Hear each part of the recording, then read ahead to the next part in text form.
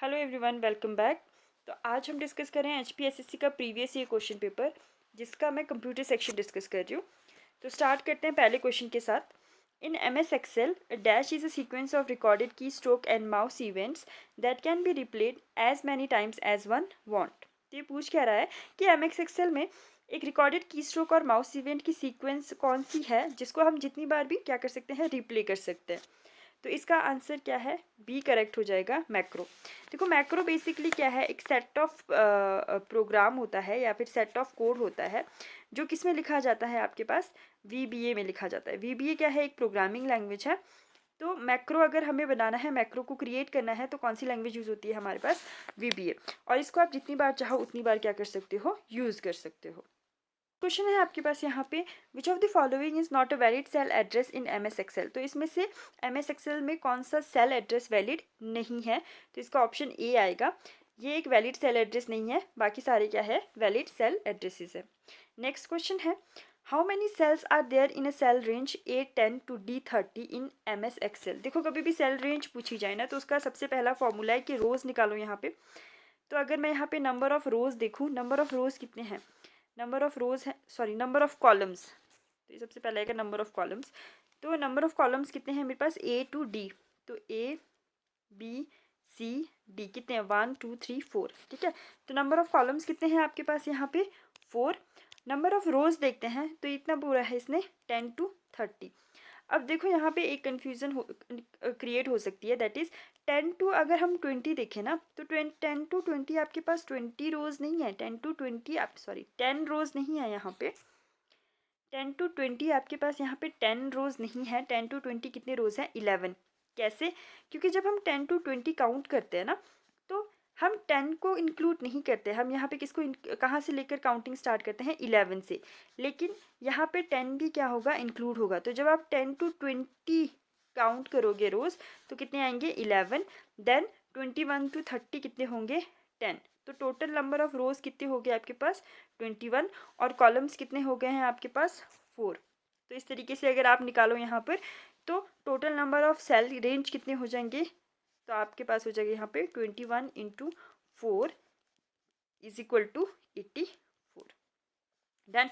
तो इसका answer C correct हो जाएगा, 84। नेक्स्ट क्वेश्चन है आपके पास यहाँ पे, the concept of dash was developed by J.M. Jacquard in 18th century to control the textile loom. तो यहाँ पे पूछा है कि किस चीज़ का कंसेप्ट जो है J.M. जैक्वार्ड ने 18th सेंचुरी में टेक्सटाइल लूम्स को कंट्रोल करने के लिए किया था। तो वो था हमारे पास ऑप्शन सी, पंच कार्ड। ठीक है, पंच कार्ड जो है, इसका कंसेप्ट जो है J.M. जैक्वार्ड लाए थे, लेकिन ये कंप्यूटर के लिए नहीं लाए थे। ये किसके लिए लाए थे, to control the textile looms. Computer के लिए पंच कार्ड का इन्वेंशन किसने किया था, ये किया था हरमन हॉलेरिथ ने। ठीक है, सो अगर आपको पूछा जाए हु इन्वेंटेड पंच कार्ड, तो आपके पास ऑप्शन में अगर हरमन हॉलेरिथ है, तो आप इसका आंसर हरमन हॉलेरिथ ही दोगे। ठीक है, तो कंसेप्ट कौन लाए थे, J.M. जैक्वार्ड। और इन्वेंट कंप्यूटर के लिए फर्स्ट जनरेशन में जिसका यूज़ हुआ था, किसने किया था, हरमन हॉलेरिथ ने। डन।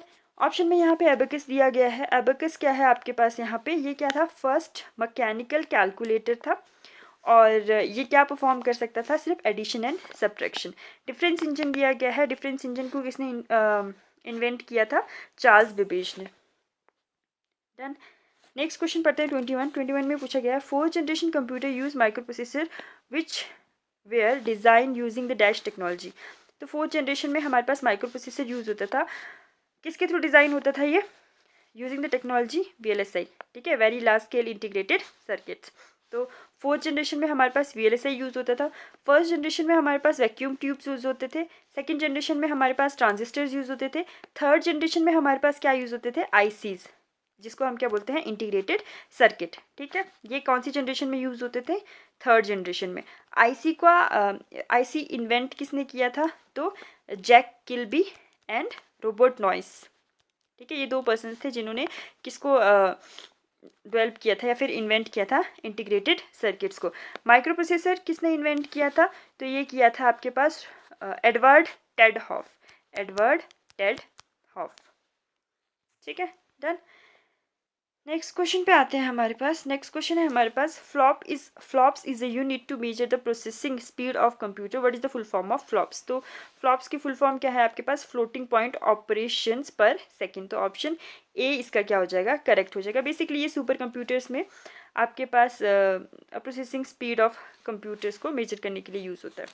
ठीक है, नेक्स्ट क्वेश्चन है आपके पास यहाँ पे क्वेश्चन नंबर 23। क्वेश्चन नंबर 23 में पूछा गया है B2B, B2C, G2C, C2C are the forms of. तो ये किसके फॉर्म्स हैं, ऑप्शन सी ई कॉमर्स के। ठीक है, B2B मतलब business to business, business to customer, government to client या customer, and customer to customer.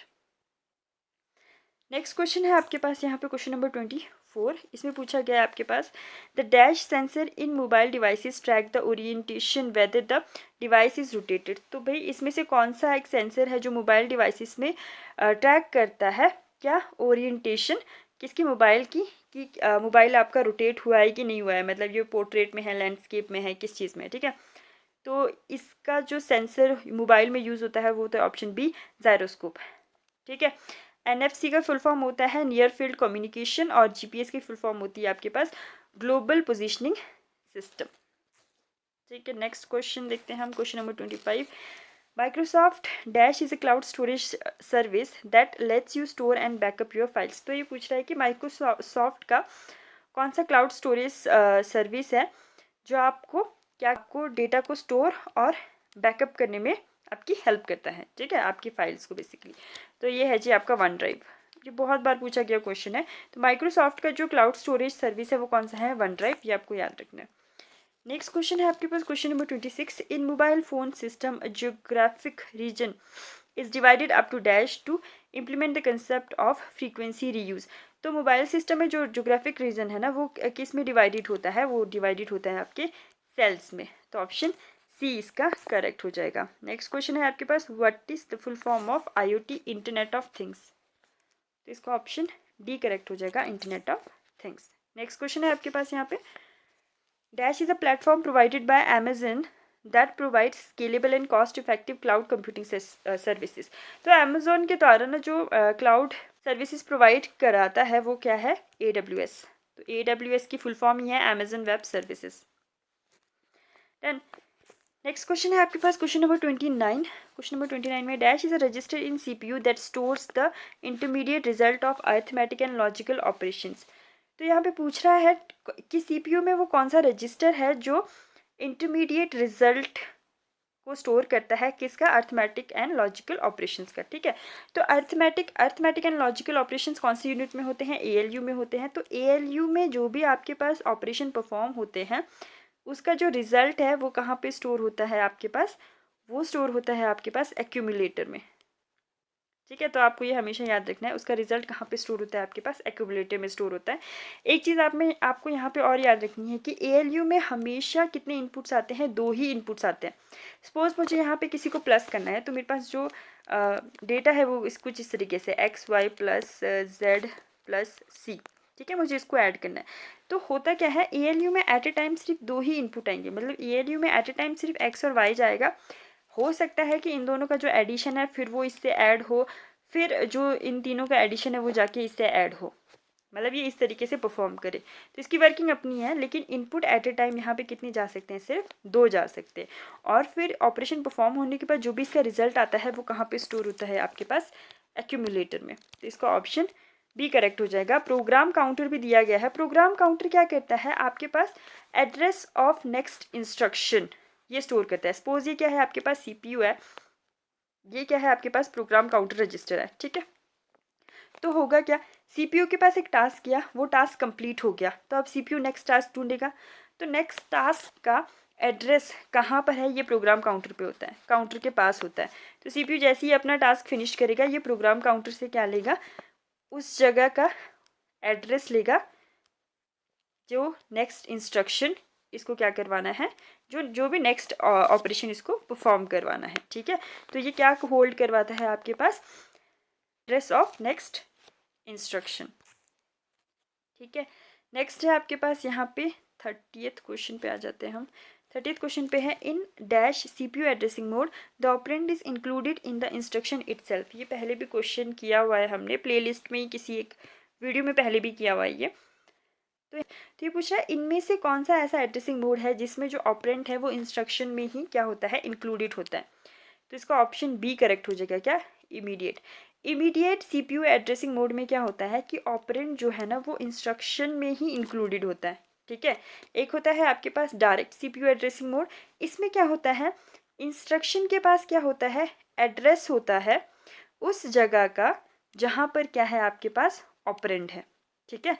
इसको हम बोलते हैं डायरेक्ट एड्रेसिंग मोड। मतलब डायरेक्ट एड्रेसिंग मोड में इंस्ट्रक्शन के पास क्या होता है, एड्रेस होता है उस जगह का जहाँ पे क्या है, ऑपरेंड है। और एक आता है आपके पास indirect addressing mode. Indirect addressing mode में क्या होता है आपके पास, इनडायरेक्ट एड्रेसिंग मोड में इंस्ट्रक्शन के पास एड्रेस होता है उस जगह का जिसके पास एड्रेस है किसका, ऑपरेंड का, ठीक है। इमीडिएट में इंस्ट्रक्शन के अंदर ही ऑपरेंड होता है, डायरेक्ट में इंस्ट्रक्शन के पास एड्रेस होता है उस जगह का जहाँ पर क्या है आपका ऑपरेंड है, और इनडायरेक्ट में क्या होता है, इंस्ट्रक्शन के पास एड्रेस होता है उस जगह का जहाँ पर एड्रेस है ऑपरेंड का, ठीक है। ये आपको याद रखना है। देन 31st, तो ये है which is an example of secondary storage device. तो ये आपका है जी pen drive, option B correct है। नेक्स्ट क्वेश्चन है आपके पास, which of the following memory types has highest speed and minimum latency. तो देखो हाईएस्ट स्पीड, सबसे पहली हाईएस्ट स्पीड होता है रजिस्टर का, फिर कैशे का, फिर रैम का, फिर रोम का, ठीक है। तो सबसे ज़्यादा स्पीड होती है रजिस्टर की, then cache, then RAM, then ROM. तो यहाँ पे रजिस्टर्स हैं, हाँ यहाँ पे रजिस्टर्स हैं, तो ऑप्शन ए करेक्ट हो जाएगा। अगर यहाँ रजिस्टर्स नहीं होते तब कैशे आता, लेकिन यहाँ पे क्या है, पहले रजिस्टर्स दिए हुए हैं, तो रजिस्टर की सबसे ज़्यादा क्या होती है, स्पीड होती है।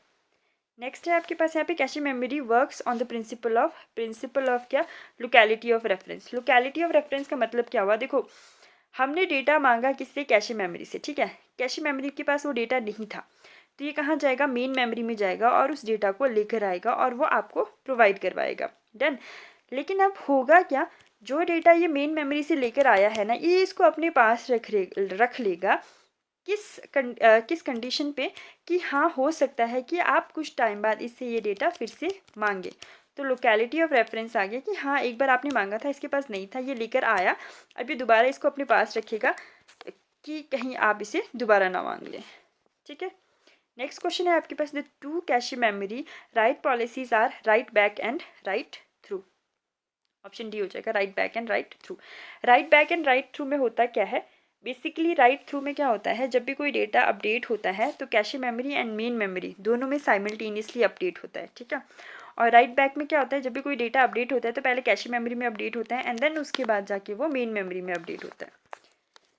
क्लियर ये चीज़, ये दोनों आ गए हैं। उसके बाद है आप question number 35, the program stored in ROM, P ROMs and E P ROMs of a computer system are called. तो इसको बोलते हैं हम क्या, फर्मवेयर, ठीक है। तो बेसिकली फर्मवेयर वो सॉफ्टवेयर्स होते हैं जिनको आप एडिट नहीं कर सकते, अपडेट नहीं कर सकते। तो बेसिकली रोम में आप ऐसे सॉफ्टवेयर्स रखते हो, ऐसे प्रोग्राम्स रखते हो जिनको यूज़र क्या नहीं कर सकता है, एडिट नहीं कर सकता है ना, उसमें चेंजेस नहीं कर सकता है, जो परमानेंटली बन चुके होते हैं एक बार, ठीक है। नेक्स्ट है आपके पास यहाँ पे 36 question number, the dash keys on a qwerty keyboard has small bumps on them to help positioning the fingers without looking at the keyboard. तो किस में होते हैं, कीबोर्ड में अगर आपने टाइपिंग की प्रैक्टिस की है तो ऑप्शन ए एफ एंड जे में होता है आपके पास, ठीक है। एफ एंड जे में अगर आप वहाँ देखोगे तो हल्के से क्या होते हैं, बटन्स के ऊपर हल्के से कुछ बम्प से होते हैं, मतलब वो उभरे उभरे से होते हैं थोड़े से, तो अपने कीबोर्ड्स पे चेक कर लेना ये। नेक्स्ट है आपके पास 37, RAID technology combines multiple physical disk drives to achieve speed and redundancy, ठीक है। What is the full form of RAID there, ठीक है। पूछ रहा है कि रेड टेक्नोलॉजी क्या करता है, कंबाइन करता है मल्टीपल फिजिकल डिस्क ड्राइव को, ताकि वो क्या कर सके, स्पीड और रिडंडेंसी को अचीव कर सके। तो रेड की फुल फॉर्म क्या है यहाँ पे, redundant array of independent disk. तो ऑप्शन क्या हो जाएगा, ए करेक्ट है यहाँ पे, redundant array of independent disk. उसके बाद है जी 38, which of the following optical media storage has the highest capacity. तो इनमें से सबसे ज़्यादा कैपेसिटी किसकी है, ऑप्शन ए हो जाएगा, ऑप्शन ए करेक्ट है इसमें, ब्लू रे डिस्क, ठीक है। ऑप्शन ए करेक्ट हो जाएगा इसमें। 39 में पूछा है यहाँ पे which component of a laser printer melt the toner particles to form the permanent impression on the page. तो इसमें से कौन सा प्रिंटर है जो क्या करता है, टोनर पार्टिकल्स को मेल्ट करता है परमानेंट इंप्रेशन बनाने के लिए पेज पर। तो इसका ऑप्शन डी करेक्ट हो जाएगा। फ्यूजर प्रिंटर एक ऐसा प्रिंटर होता है जो आपकी जो टोनर पार्टिकल्स हैं उनको मेल्ट करता है ताकि वो क्या कर सके, परमानेंट इम्प्रेशन बना सके पेज पर। नेक्स्ट क्वेश्चन है आपके पास यहाँ पे क्वेश्चन नंबर 40। नेक्स्ट है विच of the following storage media uses flash memory. तो इसमें से कौन सा स्टोरेज मीडिया जो है वो फ्लैश मेमोरी को यूज़ करता है। तो ऑप्शन ए हो जाएगा आपके पास यहाँ पे कौन सा, सॉलिड स्टेट डिस्क SSD, सुना भी होगा आपने। 41 का है यहाँ पे हमारे पास। 41 पे पूछा गया है arithmetical logical unit is a fundamental part of dash of the computer. तो ये किसका है, CPU। CPU के कंप्यूटर मेन कंपोनेंट्स कौन कौन से होते हैं। CPU में क्या क्या होता है, एक तो होता है ALU, एक होता है CU सेंट्रल यूनिट, और देन उसके बाद आती है हमारी मेमोरी जिसमें कि रैम आता है। ठीक है, नेक्स्ट क्वेश्चन है आपके पास 42। The dash is a computer. The dash in a computer provides the option to change the priority of booting options in the computer system. Okay, यहाँ पे पूछा गया है कि इसमें से कौन सी चीज़ जो है वो क्या कर सकती है, बूटिंग ऑप्शन की जो प्रायोरिटी है ना उसको चेंज कर सकती है। ठीक है, तो इसमें ये कहाँ पे हो सकता है आपके पास, बायोस सेटिंग में हो सकता है। तो ऑप्शन बी करेक्ट है इसका। नेक्स्ट क्वेश्चन पूछा गया है यहाँ पे which is the wireless technology that use multiple transmitters and receivers to transfer more data at same time। ठीक है, तो यहाँ पे पूछा गया इसमें से ऐसी कौन सी टेक्नोलॉजी है जो मल्टीपल ट्रांसमीटर्स एंड रिसीवर्स को यूज़ करता है ताकि वो ज़्यादा डेटा एक समय पे क्या कर सके, ट्रांसफ़र कर सके। तो इसका ऑप्शन क्या हो जाएगा, इसका option C, multiple input multiple output. ठीक है, यहाँ पे SSD क्या होता है, सर्विस सेट आइडेंटिफायर। ये बेसिकली यूज़ होता है आपके पास वायरलेस कम्युनिकेशन में। ठीक है, वायरलेस कम्युनिकेशन में ये क्या प्रोवाइड करवाता है, आपके डिवाइस को एक आईडी या फिर नेम प्रोवाइड करवाता है। और ये कितने बिट्स का बना होता है या फिर इसमें कितने कैरेक्टर्स होते हैं, 32। ठीक है, 32 यूनिक कैरेक्टर्स से बना होता है ये। तो दैट्स ऑल फॉर टुडे। मिलते हैं नेक्स्ट वीडियो में with more question. Thank you for watching.